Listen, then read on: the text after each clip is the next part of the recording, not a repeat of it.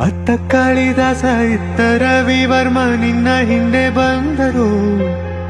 ಅಂದವಾ ಹೊಗಳಲು ಸಾಧ್ಯವೇ ನಿನ್ನ ಮುಂದೆ ಮೌನವೇ.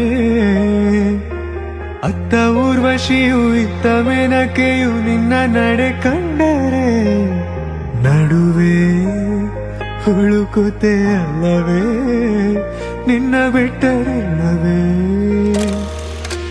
ಅಲ್ಲೊಂದು ರಾಜರ ಬೀದಿದೆ ನೀನು ಅಲ್ಲಿಂದ ತೇರಲ್ಲಿ ಏರಿ ಬಂದೆ.